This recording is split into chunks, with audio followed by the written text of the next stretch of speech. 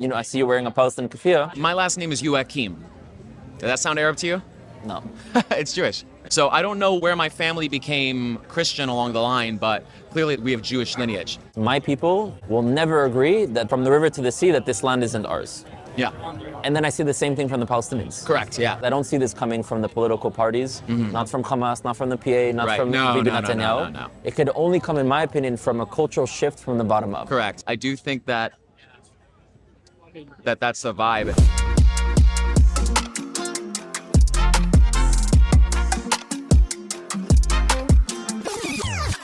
I'm here in New York City with the NYU students in Washington Square Park, and we're here to have some conversations with people who are passionate about Israel, the Jewish people, the Palestinians, and about our future. So let's see what they have to say. Yalla, let's go. What's the vibes? The vibes is talking about how we can actually build a future, because at some point this war will end. Right. And we need to understand what are the aspirations of both peoples and injustice both experience for us to understand how to build that future. So the conversation is, what's next? At some point this war will end, and what's next? What is that?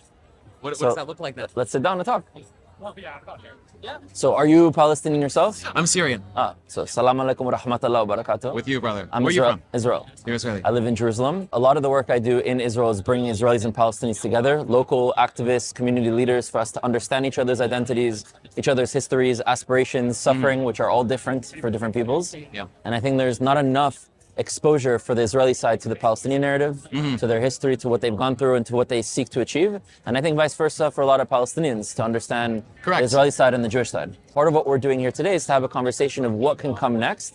And I think the only way we can really have a conversation on that is to understand what are the aspirations that both peoples have, and what are the injustices both people experience. And not to use those as competition in any way, but to break them down specifically and honestly to be able to eventually get to that reality. Yeah. So first of all, I'd love to hear from your perspective what you think those potential aspirations are. I see you wearing a Palestinian keffiyeh. So maybe you can tell me about what would you see Palestinians' aspirations needing to be in that land? I don't know what would potentially be the proper and full solution, whether that becomes a two-state solution, whether that's a single-state solution in which everybody is represented equally with something that is equitable for everybody. Yeah, that's what I would say. The way I look at it as an Israeli, right? I look at it as my people will never agree that from the river to the sea that this land isn't ours. Yeah.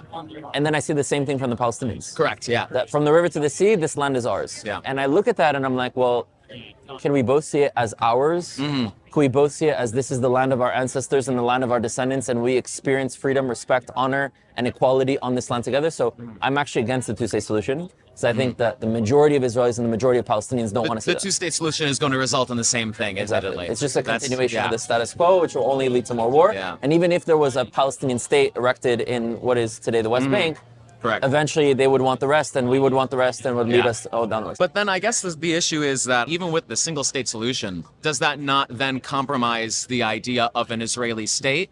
Because if the ideal is having a Jewish state, what would the representation in that sort of government, that parliament, what would that end up looking like? So Jewish state doesn't, in our definition, mean a state only for Jews, right? For us, it's always yes. Right? It's always been about reviving the civilization of King David and Solomon. And even in those stories, there's plenty of non-Jews that live there. So we have and they had equality. So for us, in this Jewish state, it would mean a Jewish civilization, just like Japan is a Japanese civilization, China is a Chinese civilization. It would mean a Jewish state, because I don't actually view Judaism as a religion. Because if you don't believe in God and the Torah, you're still a Jew. If you don't believe in the Quran, you're not a Muslim. You don't believe. It's still a culture. It's like let's say the Mayans or the Aztecs, right? There's spiritualities that exist within those cultures, but it's more of an ancient peoples connected to a land.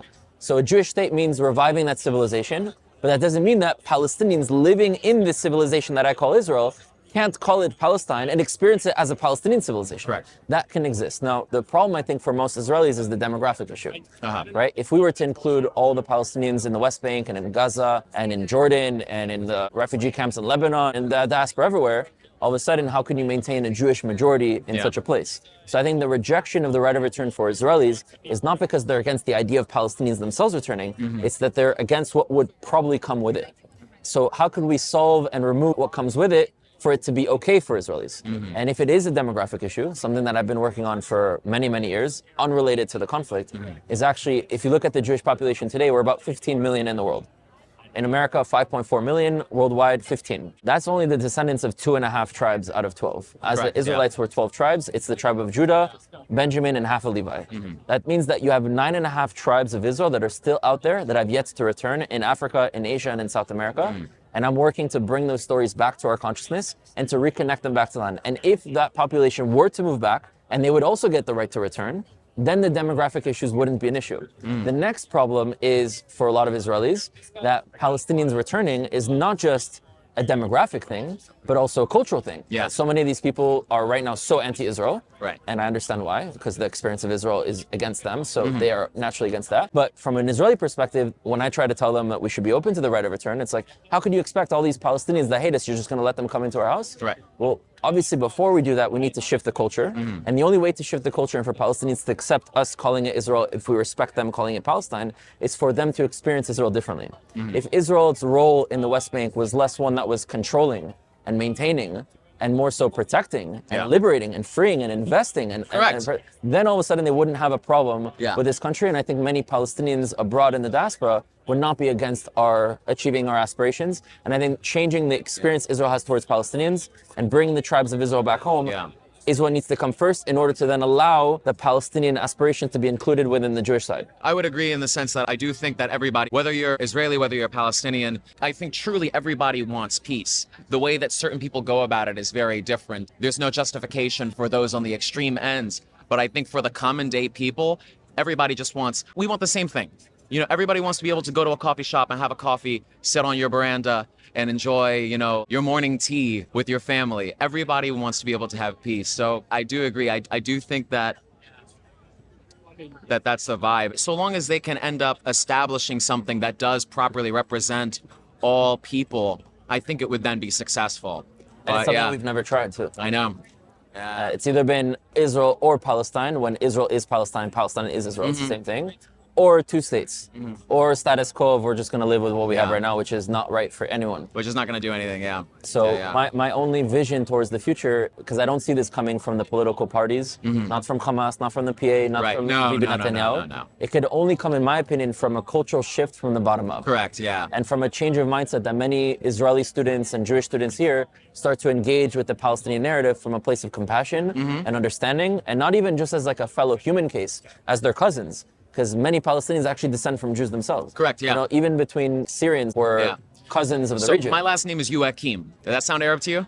No. It's Jewish. Right. You know? So I don't know where my family became Christian along the line, but clearly we have Jewish lineage. So it's like, Jews descended from this region. More Palestinians and Syrians and Lebanese are aware of their Jewish ancestry than Israelis are of their ancestry being Jewish. And I think if many Israelis started to hear stuff like that, they wouldn't necessarily say you need to become a Jew. You are who you are, but how can I reject you? Because a lot of Israelis say, oh, the Palestinians are a bunch of foreign Arabs who came from Arabia and colonized the land. Right. And there were some that came, but most of the people have always been there.